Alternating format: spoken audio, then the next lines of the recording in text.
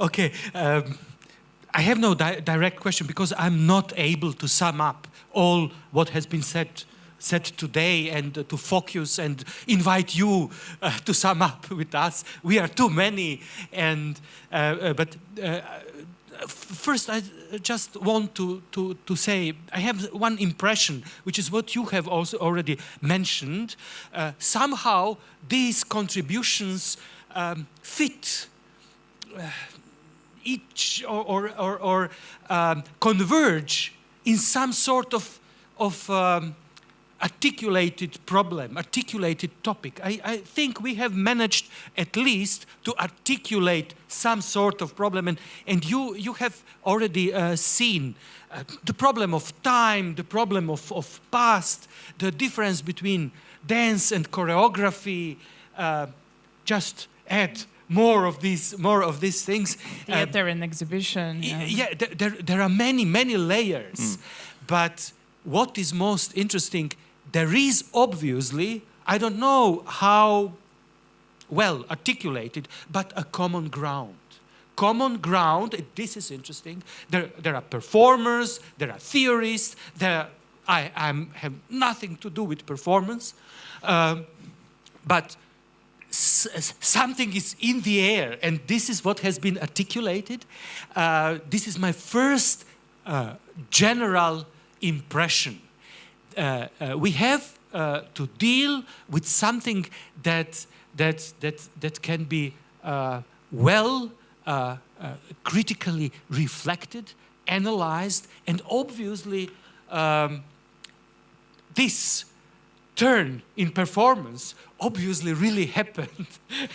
This is what probably our discussion is a proof of this. This is just general impression. I'm inviting you to contribute. But I think that you also, sorry, since you brought in the question of common ground, I think like one strong common point between basically each presentation were the conditions of production and where the entire economic setup, not only on the kind of like, you know, grand historical level at which we brought it up in the introduction as the kind of, you know, the ethos of our time that determines this turn, but on a much more pragmatic level, the question of production and of payment and of you know, the economy of institutions and of sort of like the cultural setup that marked this turn. And I think it's very relevant that this came up in all these presentations, that, you know, this important aspect was not ignored. And also what you're saying, Boris, about the common, Xavier said could call it the shared knowledge in one of his points, and also this division that has always been made, this idea of like dances invited in the museum. I think that it's also the question, and one of the things that I think came out is the fact there is some conceptual background that is helping somehow both feel that it's a kind of it's not just one direction, but it's like feeding both, and it's really important to reflect together. I like how we started with the new performance turn, like not new but yet new. So this was also a good opening of the session, and closing it, and also the way that you described the features of dance, and then I think it was very good to close also with Dick's performances of all those elements. I'm also like trying to somehow go through all the things that have been told in order to pose like a trigger question that can open up some. Maybe the trouble that we have is that we think that we have a common ground, and that is a kind of a common disease when we have too little time to spend together. The problem that I experienced, or difficulty that I experience is that we will probably need another 27 million hours to really articulate, so that we don't have the common ground that we so much desire.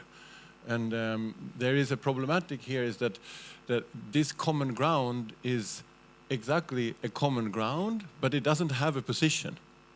In this common ground, I can't read positions. So there's where, and in ways, the ways that we share a ground is also an economic ground. Only if we can establish positions within this ground of not sharing are we also able to transform something in a more radical sense. But I wanted to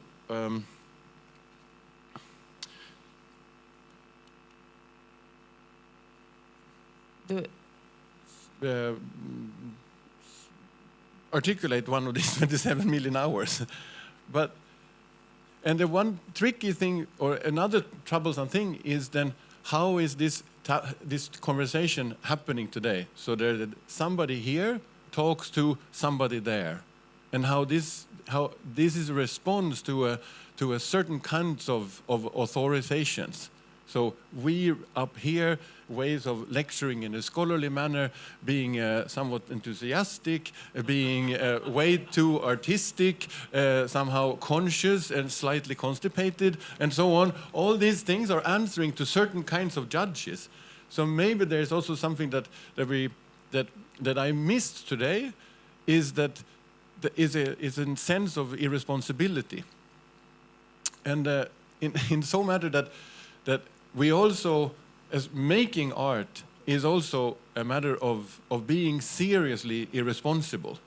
Not to, when in my life, I am definitely responsible for all of us, all of you, and the rest.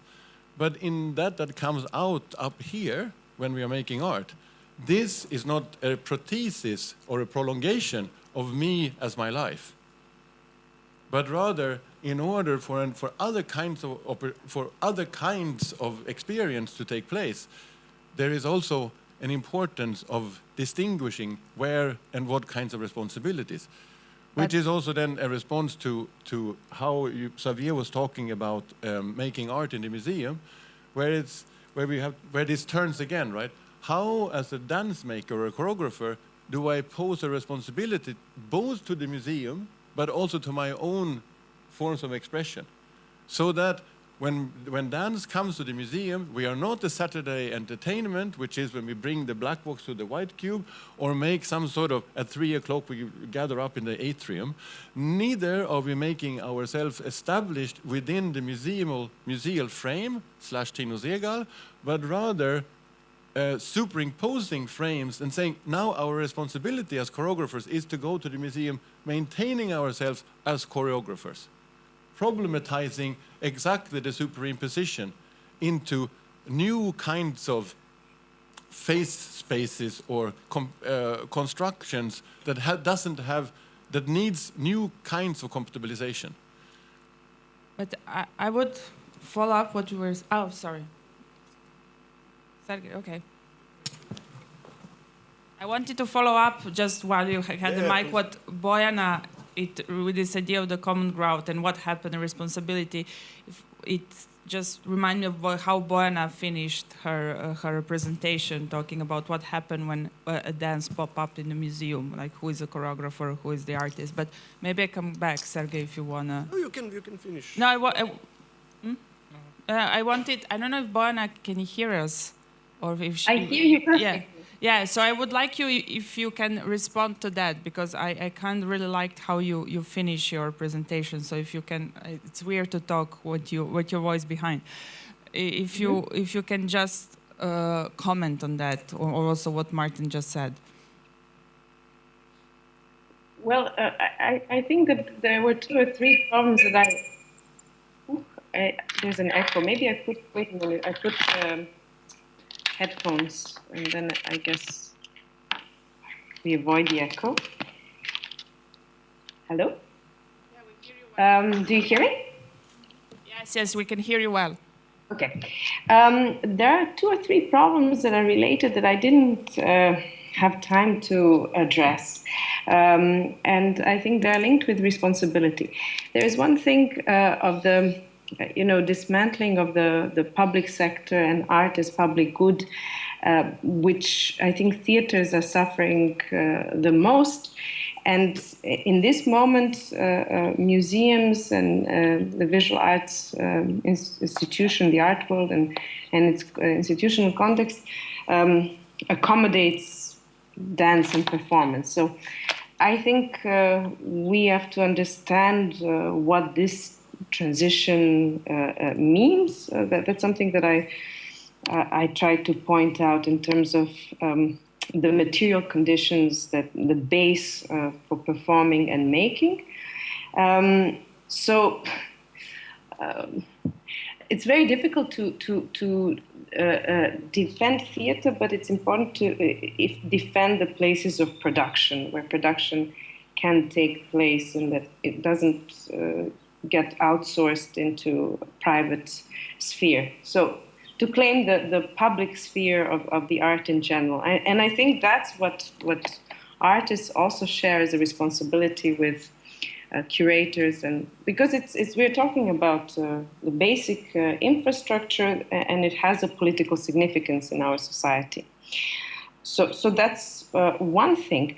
The second thing that I think it's a little bit of an unfinished thought, so I couldn't bring it in the talk, is that, for instance, when I was visiting recently retrospective of Xavier Leroy in Centre Pompidou, I realized how much stronger the other media, social media of expression are, and how marginal art in general is becoming.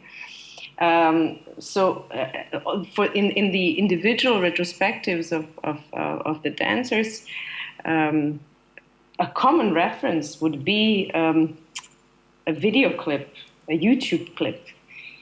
And of course, the amount of people that actually attend an exhibition with these apparatuses, taking pictures or recording or connecting, I think it's something that in this performance turn we are not really taking into account yet.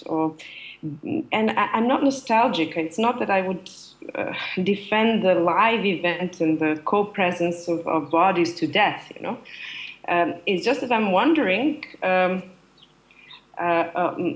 what is the importance of that shift in relation to the performance term, the new performance turn in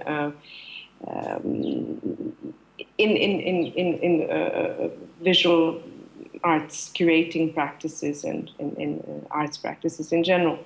And this responsibility about the social choreography, this is, I think, this ambivalence that I have in relation to participation, because if you work for any blockbuster institution of contemporary art, you somehow have to agree to such a marketing machine and all the well-meaning policies of inclusivity, the branding of art that performance contributes to. And so it's very difficult to make a difference there. That would be a critical difference. I think it more and more in terms of order, and instead of, more and more self-expression, creativity, turning the place of exhibiting art into a creative playground, and so on. I mean, I don't know what more to say, except that it's very, very tricky to, and I'm sure that the people who are sitting now on this panel who had experience of making art in the museum are constantly dealing with this. So, for instance, for Tate Modern, Tony Blair decided to give one of his farewell speeches, which celebrated New Britain through new labor in the Turbine Hall. And Tate Modern was the model of success of this New Britain. So it's I'm just skeptical about the increasing figures of people who encounter art beyond elitism, even though I would not defend elitism in opposition to this kind of populist right-wing turn. But I'm thinking about this temporality, about the quality of the encounter that happens in the museum, about attention economy. And this is where I think the responsibility of curators and artists, where they could be solidary with each other, counts. That's it. I don't know if I'm making myself clear to you. Yeah, no, I think it's a very good summary. No, but I just need to do like an order because Andre was already registered. And then Sergei will be the first question from the audience, but then there were like Andre and also Xavier manifested. I just wanted to say a few things that stayed with me and have to do a little bit with the question of common ground or not. Just took a few points of clarification. I was thinking about Fuqueng's presentation also, and what became clear throughout the afternoon is that when you say in the 1990s, right, we're talking about the 1990s in Europe. So it's a chronology, it's a decade that has a specific topology. So it's a chrono-topographic category, right, which perhaps when you say that in Asia or the situation around here still doesn't have, you know, art in museums, so on and so forth, I think it's important to remind us and why this happens in Europe specifically, because the situation in the West definitely did not take place in those terms. So this would be just one clarification. The other one has to do with something that Xavier said, which I think is really, really important when he said that, there's an echo. Joanna, could you please? Yes. Sorry. It's nice to have repetition, but not so much. But when Xavier was saying that, you know, you're accused of doing non-dance, and it is precisely the non-dance that is invited to come to the museum. So what is it that you're doing? And this is, I think, is a very important point. And in a way, like, goes into what Martin Spanberg was saying, like, what actually do curators or museums want when they ask performance and choreography to come? Is it choreography or is it dance? And I think actually choreography is that which is not allowed into the museum somehow. I was kind of agreeing with you. And because choreography implies a kind of, or this kind of choreography of non-dance implies already a critique of the dispositif, which usually the museum does not have. And there's a danger in that, in which all of a sudden you still want it, but what you really like is the dance, right? Which goes back to this kind of notion that the dancer brings a notion of liveness, this brings the body, and which brings us back to a kind of modernist notion of what dance is, which is the labor of the dancer. And one last thing, now I forget. Okay, that's it. I wanted to say one more thing, but I can't remember.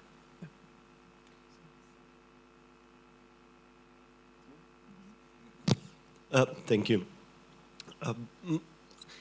My question is, I have a feeling now that we are not discussing one thing, and that's we are all the time referring somehow to 60s and practice of 60s. And practice of 60s was a kind of interruptive moment. There was a kind of conflictual situation when conflict came more from the aesthetic excess than from political excess, but we still consider it as a kind of political interruption in terms of the ways how the dance was developing and choreography was developing.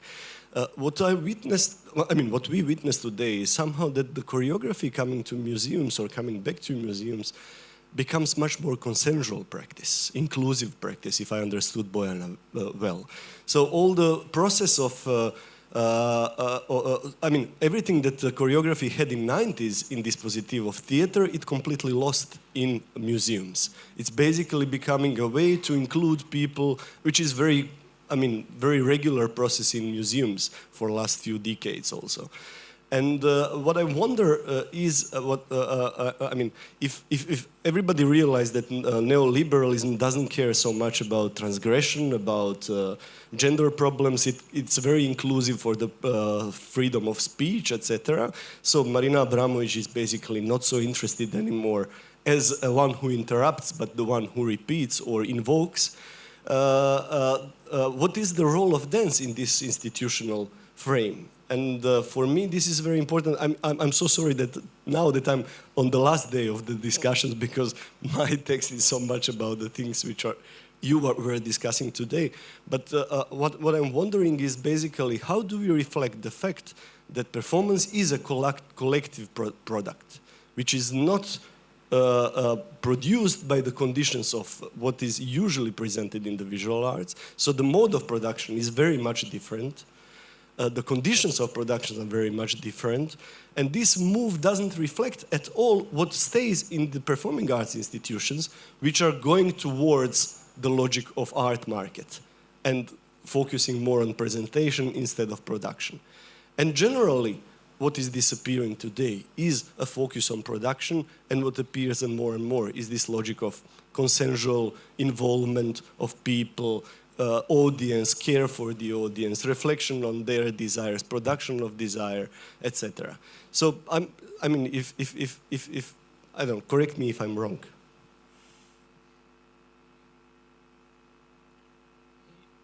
I agree. Yeah. Is this a question more for a curator or? Yeah, I think that Bona made a good point between the responsibility of the curator and the artist of accepting that, because all that you said, it's completely true, and what just Andrew mentioned, the fact that a lot of artists, and particularly if you say from the 90s, the idea of criticizing the dispositive and so on, then they found themselves in another dispositive. And how do you adapt it? Well, Xavier found a good way how to deal with that. So I think, and also he disclosed the numbers, and those are the reality, that the budget for a performance, it's always lower than the budget for a painting and sculpture, and it is still a reality. And of course there is so you have projects like Xavier's or other that are really like reflecting about that, and you have projects that are not reflecting about that can be just, and then reducing. And I think one of the reasons that also we are here, because it's somehow to avoid those other kind of projects of trying to because I personally, I'm confronted with this on everyday basis, of how to deal with performance in such a big museum as MoMA. So, and particularly when you have a legacy of Marina Abramović, which is still so strong that if you talk about people what's happening at MoMA, and since I arrived, we did, I think, 17 performances, 3 big projects in the atrium. Everybody would say Marina Abramović. So it's something that sometimes it's really discouraging in a way, because Xavier was also at MoMA, and Anne-Theresa de Kersmacher and Boris Sharmat, but still it's Marina Abramović what is known all over. But I think this cannot be discussed as a generality. One has to talk which work in which institution, at which moment, and then we can unfold. But that's the mistake we should not do, is to draw generalities about, because all the different things that you have now quoted, they have all different relationship to the question that you ask, I think. In a way, yes, but sometimes if you don't generalize, it's also even to... No, just don't do it. Just don't do it. That's exactly this. Sometimes, just but for this once, is what brought us trying here, not you to know? do it, because that's also why I propose to resist that's good, to this. but that's what I said. That sometimes that's the Because after you have what we have after the people who have done non-dance that are brought in the museum that do like talk about the work, what this work does, and what it means. We cannot talk about all the work. Then just choose. I think that's more. No, but we can talk. Yeah, go. But we can talk about policies, and policies are stronger than individual attempts are. And I agree with you that all these works and the ones that Anna mentioned have different operations, and maybe they make a difference internally, mutually. But I have to say that, I mean, if I come back, if I try to elaborate a little more, this responsibility that the artists and curators share is that when you start a project in a contemporary art museum, you're not only talking to the curator, you have to talk to the marketing department. And then the marketing department overrules the decisions of the curators. And I think that the capture of the apparatus in visual art is much stronger than in theater. In theater, there was some negotiation possible, but generally the trend was the same. So I think that the question would be if this cooptation of performance and choreography and dance in visual arts can allow for transformation of the institution from within, if there is a cooperation around common interests or let's say concerns that curators and artists would share. And I think that you are in a privileged position, Xavier, if you think from the perspective of Antoni Tapier's foundation, where you work with Laurence Rassel, who in this private foundation can take the liberty to do it her way, so to speak, with you together. So I think the stakes are higher, the bigger the institution is, and I would agree completely with Sergei about how not to participate in or how not to contribute to this consensus. This consensus is bland. It just doesn't distinguish. It doesn't discern between Xavier Leroy, Boris Chamatz, Andreas de Kersmacher, and others. You know, I think it's like this, and I don't think we're generalizing in a stupid fashion. I think we're just facing a problem that is bigger than us. That's it. Now, I would just want to sort of like go, interrupt the flow and go back to the beginning of the plenary session when the question of common ground was brought and then, well, dismissed or challenged by Martin. But I wanted to pose this question to Fuquen because he was the one who who started this presentation by, with a very strong statement and almost a choreography of how he posed himself on the stage that was denying the idea of a common ground. So I would like to ask you to comment on that and in this framework. Well, I should begin with the invitation. When you extended it to me, I was a little hesitant, eager as a friend, but as a colleague, set in a comparative context, I was very uncomfortable because I know exactly the kinds of practices that are current in Europe now. But often, when I look back at where we are here, I could accept what things are. But if we were to do a kind of a comparison, the level of discursivity, the levels of conceptualism here don't seem to match up. And it was, in a way, I should say, exacerbated by the fact that I'm the only speaker from Asia, and of course, besides Dig Wong making a performance, I felt perhaps there are other voices out there.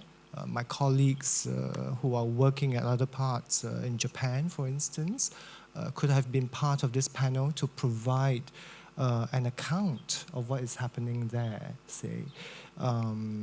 So this is my first response, that there's actually no common ground.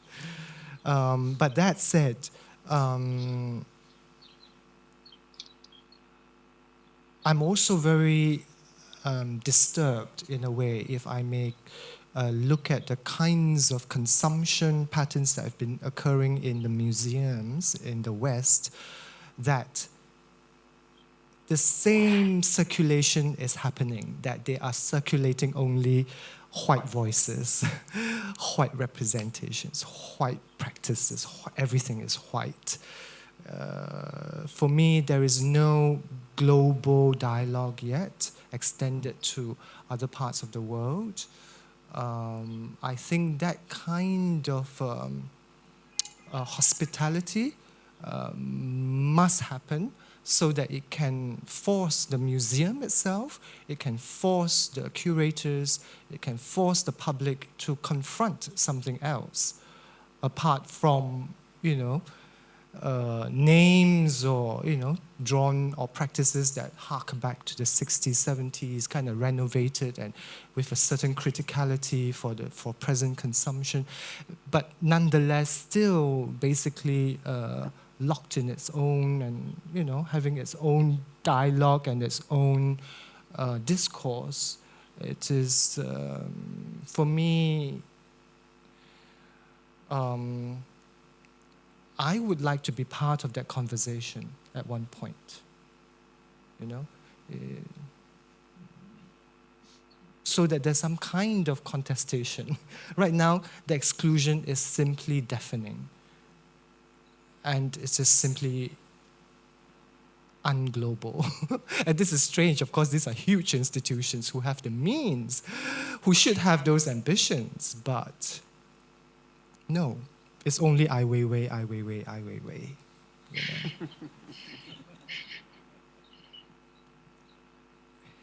May I directly react?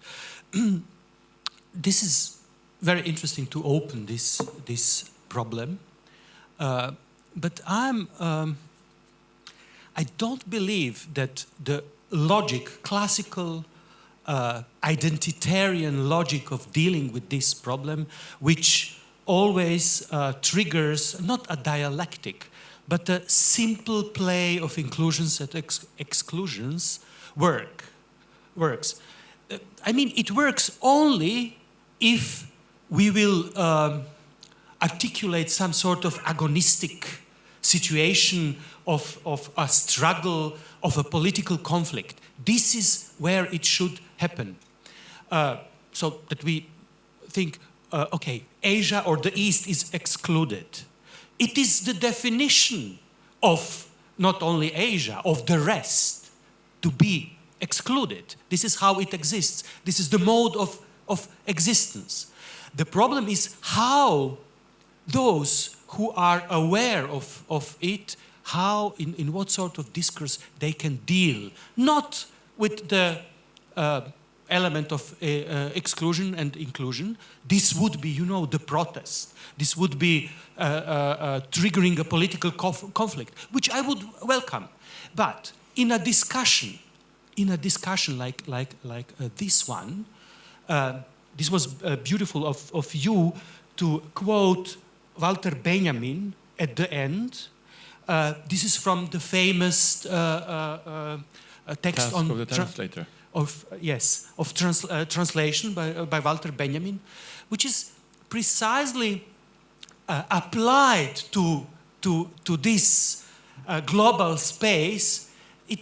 It opens a different, non-identitarian way of dealing with these problems. It asks the question: how is it possible that what we call Western dance performance that this is translatable all around the world, beyond the relation between original and translation being a secondary production of this original.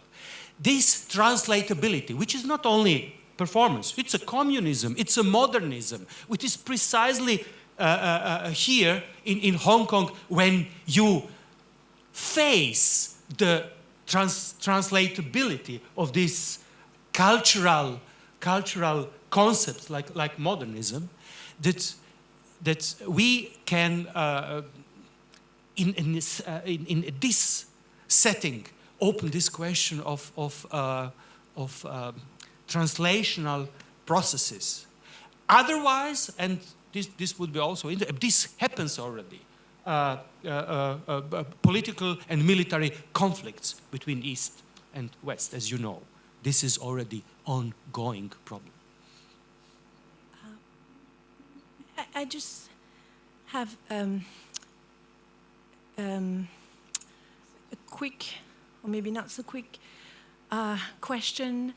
I don't really understand upon which basis you frame your discussion around inclusion and exclusion, because if anything, particularly after the last Venice Biennale, if you want to take that as a reference point, I would argue that quite on the opposite, the rest has been anything but included. So I think that the question we must ask ourselves is, upon which terms is inclusion taking place, rather than whether or not it is taking place. It is taking place. It is taking place maybe on the basis of the collective rather than the individual, which is why we have a swarming of Chinese art, more than any Venetian warehouse can, deal with. This is the way in which China is included. Ai Weiwei, yes, indeed, was highlighted and besotted with 2 exhibitions maybe, but certainly there was no shortage of other Chinese and Asian artists being represented on the basis of precisely a kind of a swarming of space, which I think is interesting to reflect on. So that's why I'm not really comfortable with the way in which you're framing this discourse of inclusion and exclusion and asking to be part of the discourse for you are here today with us, for instance. And even earlier when you were making your presentation, and maybe this is my not fully understanding your position, you seem to phrase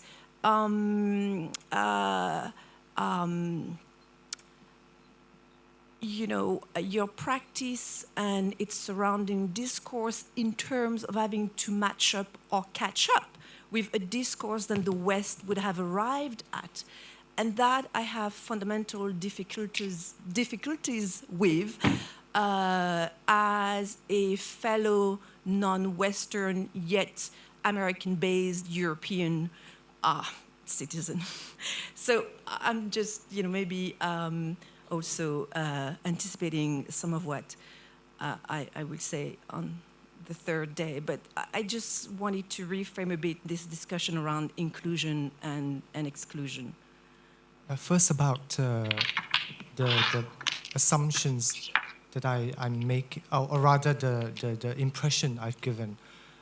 Note, I've always been a bit hesitant when I use the words like modernity, about levels of discursivity, the kinds of discourses that are produced on both ends. For myself, I only watch what the artists themselves as individuals propose. And when I sense that they really have something critical that's coming from their own agency, that's coming from their own need to make a statement through them and the methods with which they elect to produce their work, I then gravitate to them. Because I note that it is the individuality, that singularity, that is not common in the landscape that we're inhabiting, which means that it is about a kind of relativism that I'm taking. that when I am looking at a particular kind of practice, a particular voice that's trying to exert itself, I'm looking also at it in its context. But at the same time, because of this kind of imbalance of resources, this situation of having to forge a common ground, and I'll come to the agonistic element that you're talking about, that I think it is necessary that there is inclusion, not on those terms of obligation, of doing the ticking of boxes, surely not. And I certainly agree with you, it's about the terms on which those encounters must be met and made. I'm not sure about your examples of inclusion of, big China artists, because I think it's linked to another position, which is an economic political agenda. I'm talking about the effort made by institutions and curators of those institutions, the stewards of those institutions, to make more effort to look at what is happening around the world in that way, the non-colored, the less privileged quarters of the world, to see what kinds of critical articulations need to be made and surfaced in the turfs of these institutions, so that we are together talking, I guess, if you may call me naive, naively so, making truly a kind of a dialogue. If there's not even a kind of a will to engage and to be truly inquisitive, then there is actually no sense of true inclusion. Yep. Thank you for a response. And a brief response to your response, and Nota, just agreeing with you in terms of, the reference to the inclusion of, Chinese art not being the most appropriate one for what we know of its kind of, state-sponsored, apparatus, but rather indeed looking at the ways in which others were included within the encyclopedic palace. I think this is indeed that which we, is more critical in terms of this, discussion of inclusion. And then I will leave it up to others. Yes, thank you, all the speakers, for wonderful presentations, first of all. I think it's actually a pity that we end the conversation on this yet recurrent center-periphery discussion, because it's a bit somehow exhausting, in a sense that I think that it produces a negative, unconscious colonial guilt over the speakers that are coming from that place, which is Europe, which in itself is producing also experimental and emancipatory propositions that emancipate us in the ways that we would like to be if we are interested in, So somehow I just feel that having such a position clearly just creates again, this unconscious colonial guilt.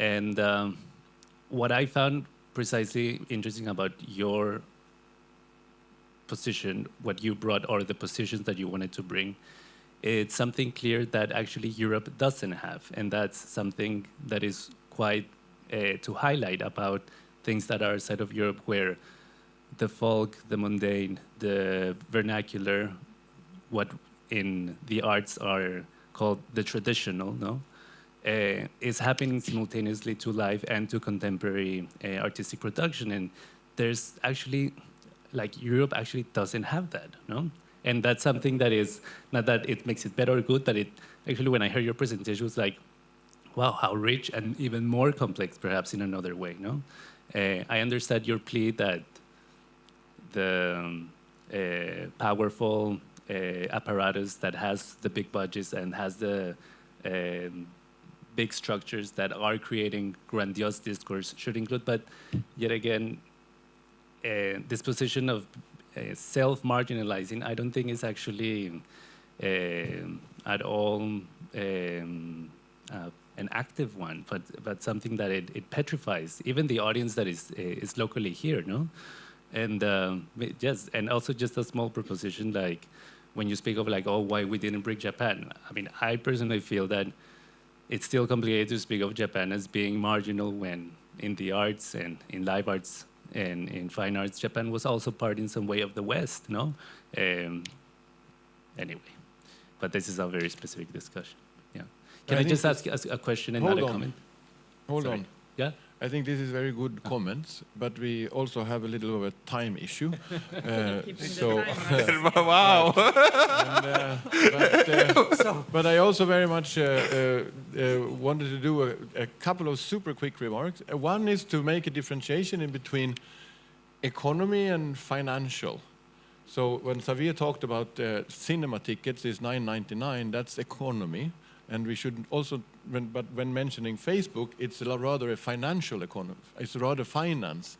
So the thing is that also when I'm not online, also when I'm not on Facebook, I am already working for Facebook, but in the financial sense of the word, right? So whatever I do, I am always a financial asset.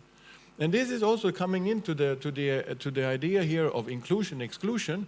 Our problem, which is, and I will come to the very positives in a little second. Our problem is that the enemy and the sponsor of the emancipation is one and the same.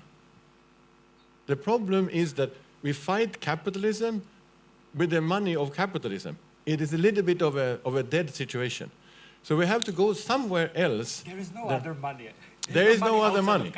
Exactly. So we have to take something from the behind, in so to say, in Deleuzean terms, right? So we have to make children where they are not legitimate any longer, right? And the identity and the identitarian capacities ends up in a very very easily to become legitimate and positive, and there is no reason for us to make resistance neither. However, resistance, capitalism, finance is super happy when we resist. Finance is super happy when we disobey and when we protest. And the problem for me is, of course, whatever I protest to the museum or not, I am always a great asset for the contemporary capitalist financialized museum. Couple of more things. However, I would say, the situation with dance in the museum is excellent. Maybe in a sort of Maoist sense of the word, now to include China as well in the discourse. Now, Mao has this sentence where he says, everything under heaven is total chaos, the situation is excellent. The situation with the museum now and dance is that nobody in the museum knows more than this much about dance, which is thumbs up. Because then we can start to do things.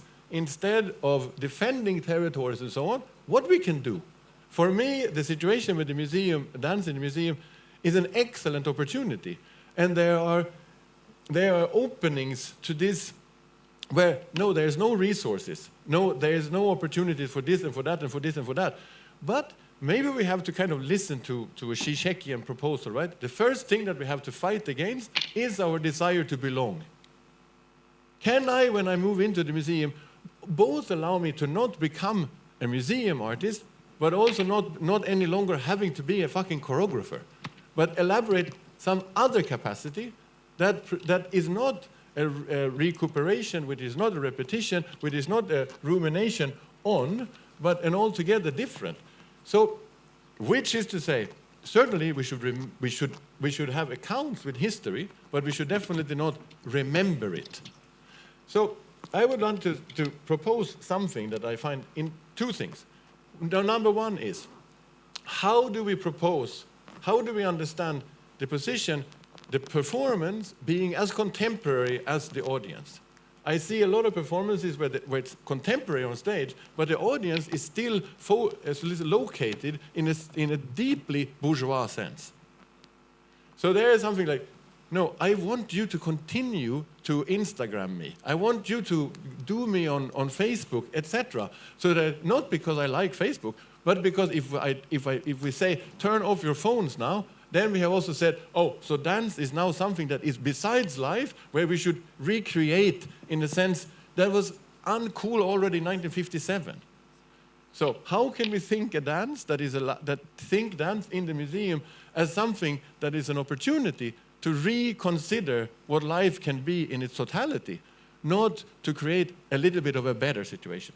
So maybe within this we could think that the museum, or I wanted to say something more. So when I now look back, when I am now haunted by the 60s, now I am when we are haunted about essentialism and so on, maybe we can say, look, contemporary or dance made now is certainly relying on its past, but there is no trajectory any longer from Petipa over Duncan, over Graham, over Merce, over Forsyth, over Xavier Leroy. But no, there is no continuation, there is no trajectory. But what we are experiencing today is the possibility for, so to say, dance 2.0. We are not upgrading anymore. We have a super situation, all of us who are making dance, right? Of not, when we come into the museum, we don't need to perpetuate a tradition that has also completely harnessed us dance makers in way too many years, right? When I think about Robert Morris, it's great. The only thing is that he read Merleau-Ponty. Who wants to associate with somebody like that? So, It's a great end. Well, I don't think you can top this. No. So, and that I think, and we're finishing on a positive note, Martin. And maybe yes, but this is exactly what I wanted to say.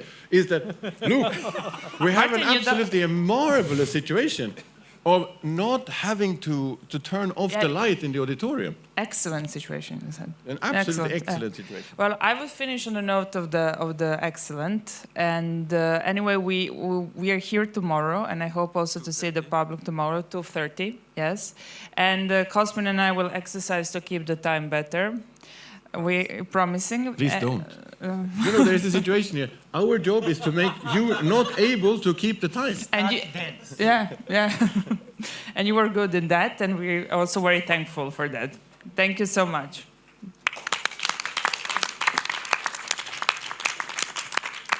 Standing ovations, please. Standing ovations. You're anyways about to leave.